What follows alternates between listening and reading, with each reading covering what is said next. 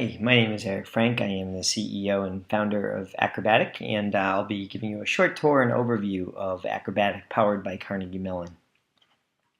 Our goal as a company is to enable institutions to increase course completion rates and decrease the costs per completer through evidence-based personalized learning solutions.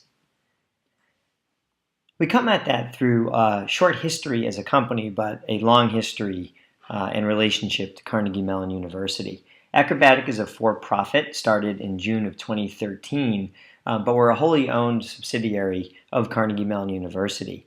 Carnegie Mellon has deep scientific and basic research roots in the critical area of cognitive science, the science of how people learn, and surround that with expertise in human-computer interaction or user experience, software engineering, and statistical modeling.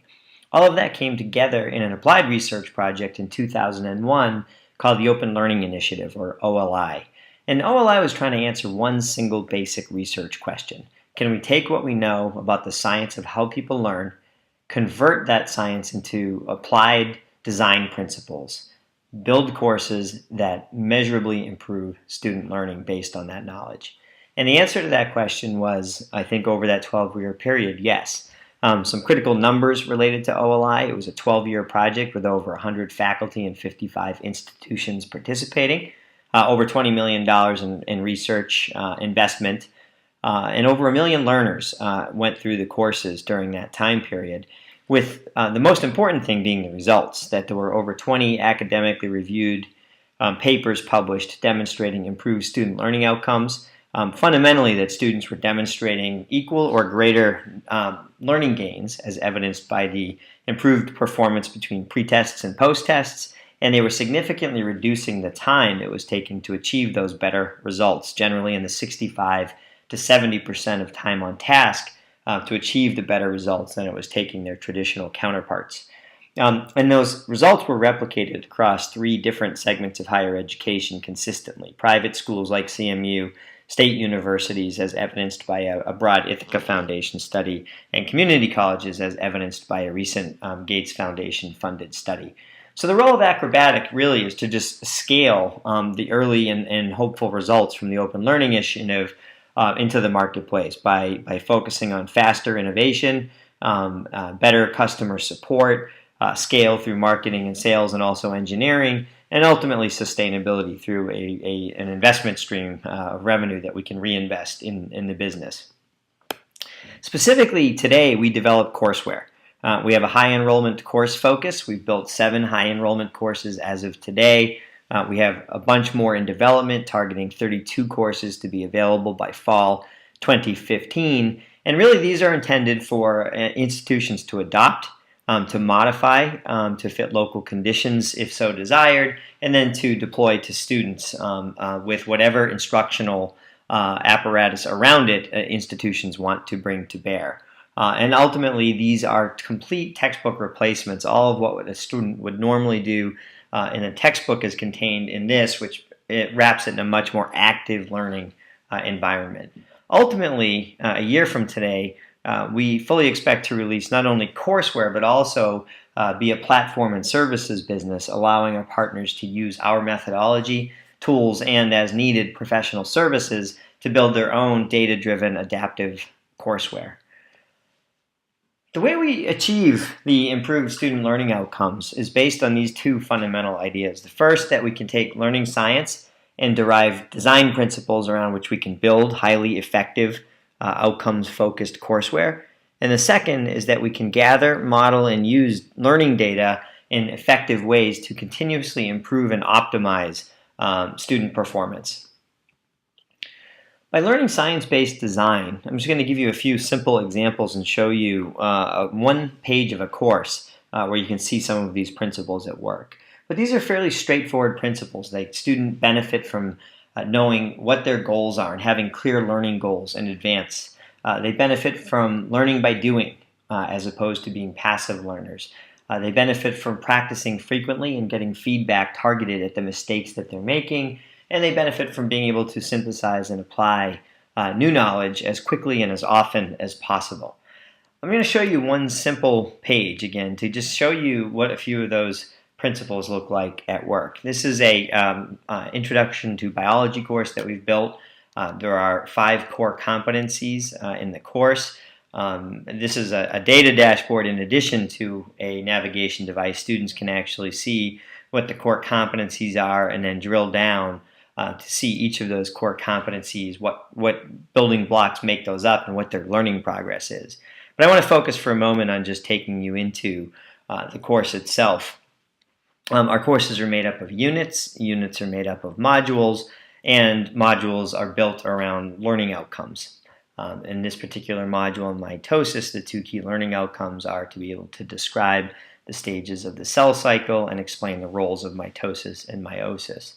We're going to go to module 20 on mitosis, and I'm going to start by just showing you where we are here again in the course. And so we have here unit 6 on cell division. We have a module on mitosis, and mitosis is made up of the following key topics, each topic covered in essence a web page. I'm going to start with the first part, which is what is mitosis, and just give you a brief overview.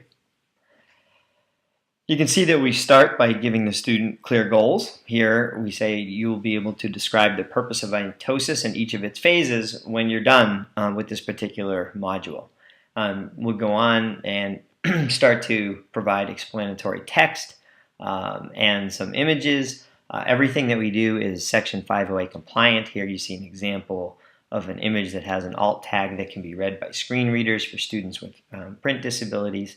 But then the key idea here is that very quickly, as soon as the student's done a little bit of reading, they're going to stop and they're going to do something. In this case, we ask them one of 25 different question types that we support in the platform. Here we're asking them about the role of mitosis in the overall cell cycle, and they're able to type their response here. This is a simple submit and compare question where they're given immediate feedback, which is the response of an expert, and then they're asked some questions asking them to compare their response to that of the expert to drive some of the learning that takes place. They go on and read a little bit more, and then you see an example of active learning where we take what would typically be an image in a textbook that might be labeled and say this is the structure of a cell prepared for mitosis. In this case, we're going to have the student actively build that image for us. And so we ask them to read the instructions on the right, go ahead and start, and they're going ahead and they're building a cell that's prepared for mitosis. So in this case, I made a mistake. It tells me I need to go back and put an inner circle. So I do that. And then I can place the centrioles. Again, if I put them in the wrong place, I get some feedback on the right, and I get a chance to try it again. And so it's just a simple example of taking something that's typically a passive experience for the student and turning it into a more active experience so that they benefit from that. As soon as they're done, they're able to then continue on.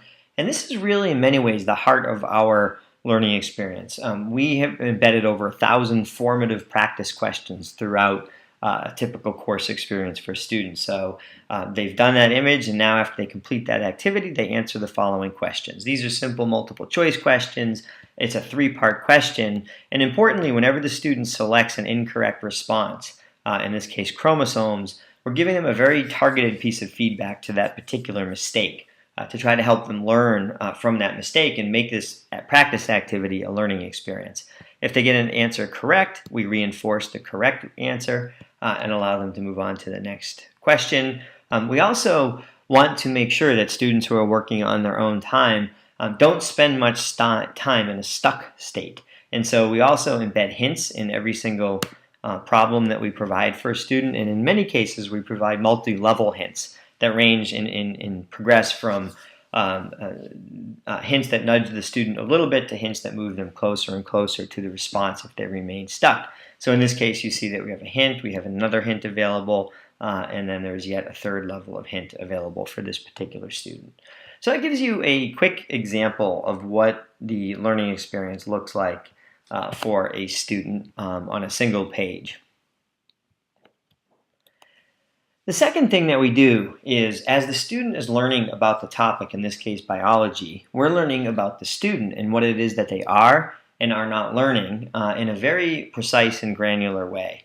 And what we do with that information is try to create some feedback loops that optimize student learning. In a little bit more detail, we start with collecting and modeling learning data.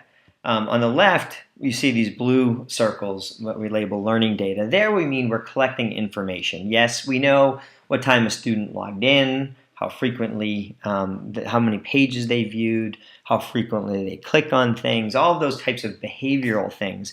But more importantly, because we have so much embedded formative assessment, we know whether the student got an answer right, whether they got it wrong, tied to a particular outcome. We know whether they got it right the first time, the second time, or the third time. We know whether they asked for help or not. And we're gathering all of that data. But in addition to that data, we overlay that in our predictive modeling with what we refer to as cognitive factors. Things like learning decay. We know that a student who learned something on week 2 of a course may not have retained it in full by week 13 of the course, and we apply learning decay models. We build up knowledge about the student's learning state, for example, their rate of learning, and we can begin to recognize what a student's individual rate of learning is as distinct from the rate of learning of the students and peers around them, and we can therefore accelerate or decelerate that student as necessary. And so we're building up a much more nuanced view of the student's state of learning than just are they getting things right or are they getting things wrong. And ultimately we apply some predictive modeling generated over many years at Carnegie Mellon, all with the intent of knowing one thing.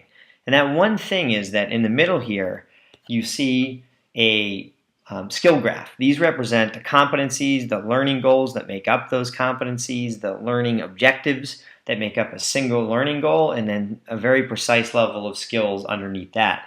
This is one competency in all of the different things that a student needs to know to master it. And what we want to know through our modeling at any one time is what is the student's learning state relative to each one of those outcomes. Is it high, which would be green? Is it moderate, would be yellow? If it's low, it would be red. And gray would indicate that a student hasn't done enough practice, and we can't therefore make any prediction about their knowledge state.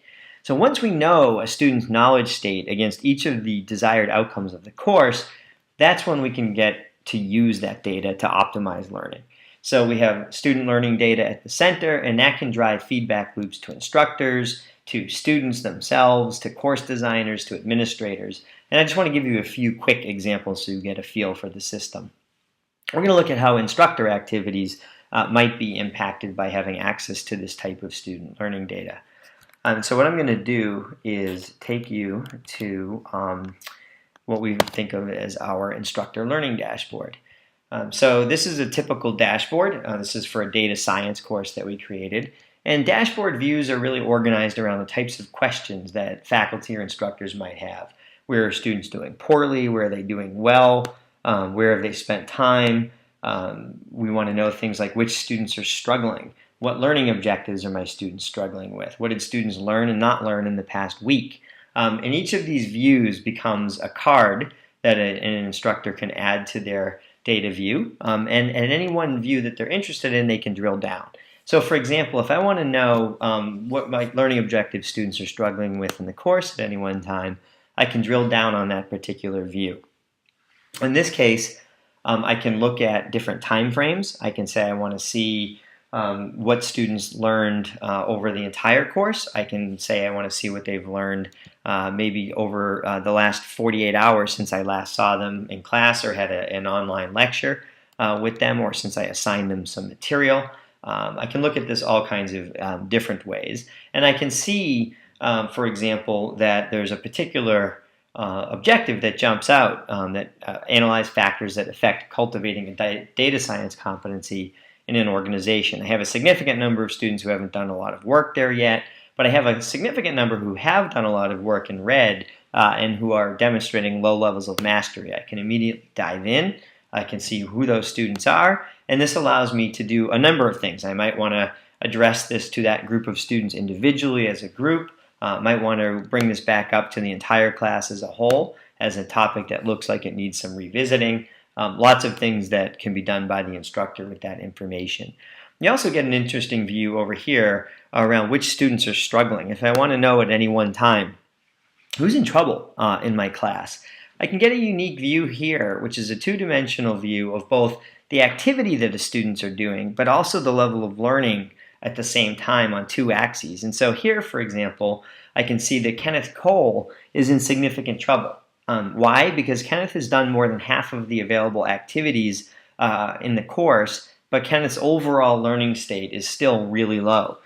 Kenneth is somebody who needs some type of intervention at this point because of that. And so I can really target interventions to individual students based on what they need. And if time permitted, I could walk you through drilling down on Kenneth Cole to be able to see exactly which topics, which learning objectives Kenneth is struggling with, so that the interventions can be very, very precise. So that's a quick example of what data towards the aimed at the faculty member can look like. I want to give you an example of student learning data in a way that can help optimize student performance. We also provide students with learning dashboards like the ones that I just showed you for faculty, but we also allow the system to have access to the data so that the system can begin to make present information differently to individual learners based on their current learning state. And so here's an example of the system doing that. I'm going to open up two different students. A student on my left, you can see in this module on mitosis, has a fairly high learning state relative to the outcomes of this module on mitosis, whereas the student on the right has a significantly lower state of learning relative to those two outcomes. And so at the end of each module, now that we know that something about that student's knowledge state, we provide a personal practice session. And it's targeted to the individual state of learning of each student. So I'm going to go into that practice session for both of these students. And what you'll see is that in this scenario, what we're doing is we're applying the concepts of mitosis to a cancer application, where a student's going to have to synthesize multiple ideas from the module. And we want all of the students in this course to be able to do this question. That's the type of question that will be, for example, on an exam. And in this case, we have this student also getting the same question, but this is the student who's struggling. And we've determined quite specifically in that skill graph we showed you earlier which particular skills that student is lacking, or which pieces of knowledge that students are lacking. And we're pulling problems into that student's practice experience that are tied specifically to what it is that they're missing. This is going to allow the student on the left to verify what we believe to be true, which is they're ready to do this problem, so let them try it and move on as quickly as possible. Whereas what we're going to do with the student on the right is not present them with something we believe that they are likely to get wrong. Before we do that, we're going to give them these smaller and building block steps to build up their knowledge and to build up their confidence to be able to do that same problem. And you can see as these two students progress through this practice session that this continues to, this differentiation continues to be enhanced. So this student here has this question on the left, whereas this student on the right has a whole bunch of individual steps that we believe they need to work before they get to that same question, and so forth and so on throughout this student's practice experience. Finally, I want to give you one more example of the way that data can be used effectively to optimize learning. And in this case, it's actually taking data and packaging it up in meaningful ways for instructional designers, course developers, people working with faculty responsible for the ultimate design and delivery of a course. In this case, this is a feature that is, not quite ready, but we'll be releasing in the spring of 2015. And this is really all about A/B testing and using data to continuously improve the content of a course and drive better and better results with each group of students that goes through it. So in this case, for example, that course designer, instructional designer, can look at learning objectives since the course began and can quickly see that there's an outlier learning objective with low performance. And by clicking on it, they can see the three specific skills that are tied to that learning objective, and they can recognize that there's one skill around characteristics of life that's causing students the most trouble. By clicking on that, they'll be able to go to the place in the course where that's covered. And if there are multiple places where that's covered, will show them where all of those places are. And then what they have an opportunity to do is click a menu and decide to deploy or create a new A/B test. And so here they're going to say, I want to create that. And they've identified that they think this paragraph down here, which is highlighted, is the problem paragraph. It's not as clear as it could be, and it's where this particular course developer thinks the problem might lie. And so what they're going to do is create an alternative. So in this case, I'm going to create a video from my desktop. I'm going to integrate that into my explanation. This is going to be me explaining what I think commonly trips students up. And then I can insert that along with a modified explanation that I've typed in using tools that we provide, web editing tools. And so now I have a condition A, which is the original. I have a condition B, which is my new explanation. And I can go ahead and deploy that into my course. I can now run that test, and the system will tell me once we've reached statistical validity and let me know that we have a result. And in this case, I apologize, we can now see that condition A around characteristics of life, that was the performance.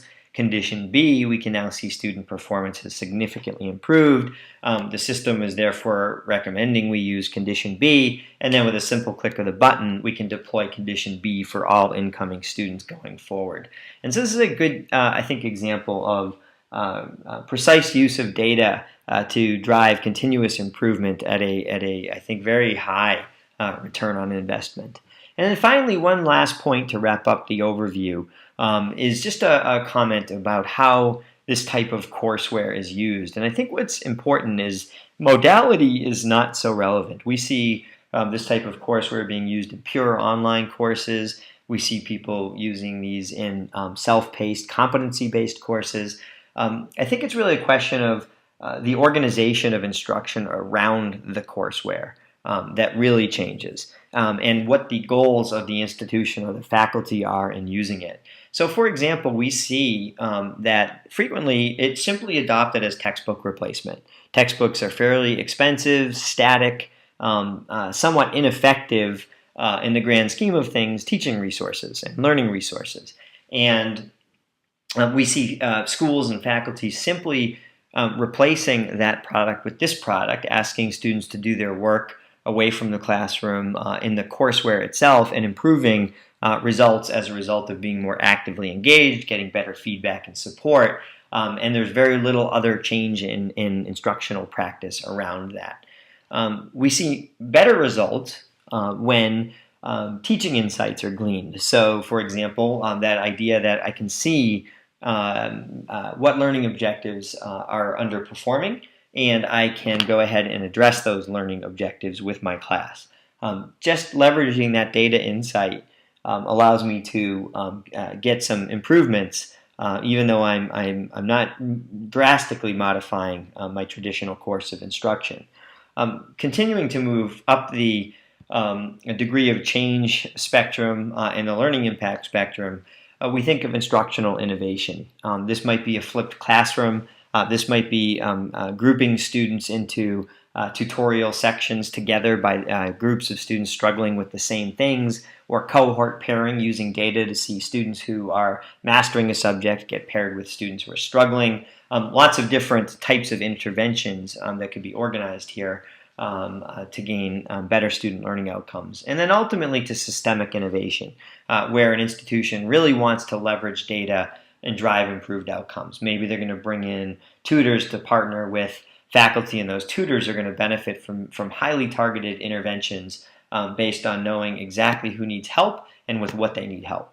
It might be about better triaging. We have coaches and life advisors versus academic advisors, and we want to be able to look at data and see, does the problem appear to be engagement, in which case maybe we need to pass this over to a life coach, as opposed to the problem that happens to be topic and academic specific to a topic, and I want to pass that over to a tutor or an academic coach. And you start to get much more efficiency and impact out of each intervention as a result of that.